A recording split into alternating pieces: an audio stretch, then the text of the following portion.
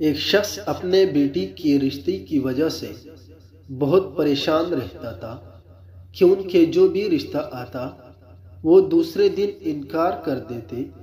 وہ بہت پریشان اور غمگین ہونے لگا کہ ان کے بیٹی کی عمر گزر ہو رہی تھی۔ اس کو یہ ڈر تھا کہ اس کی جوانی گزر گئی تو کوئی اس سے شادی بھی نہیں کرے گا۔ اس نے اپنے دوست سے اس بات کا ذکر کیا۔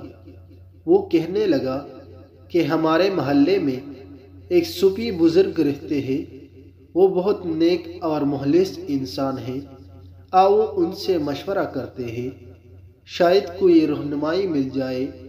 تو وہ چلے گئے۔ اس کے گھر پہنچے تو بزرگ ان کو اپنے روم میں لے گئے اور ان سے بات چیت کرنے لگے۔ وہ کہنے لگا کہ بابا جی، میری بیٹی جوان ہے مگر جو بھی رشتہ آتا ہے وہ دوسرے دن انکار کر دیتے ہیں۔ وہ کہنے لگا کہ ایسا کیوں ہوتا ہے؟ کیا تمہاری بیٹی میں کوئی برائی تو نہیں؟ وہ کہنے لگا کہ نہیں، اس کو جو بھی دیکھتا ہے ہاں کر دیتا ہے، مگر میں ان سے بات پہ کرتا ہوں تو وہ یہی کہتے ہیں کہ ہم سوچ کر جواب دیں گے۔ دوسرے دن ان کا پیغام آ جاتا ہے کہ وہ لوگ رشتہ نہیں کرنا چاہتے۔ وہ بزرگ فرمانے لگے کہ تم ایسا کیا کہتے ہو جو وہ لوگ دوسرے دن انکار کر دیتے ہیں؟ وہ کہنے لگا کہ میں بس یہی کہتا ہوں کہ میری بیٹی بہت لاڈلی ہے، وہ آپ کے گھر میں سوائے شوہر کے کسی کی خدمت نہیں کرے گی اور نہ ہی اس کو کوئی زبردستی مجبور کیا جائے۔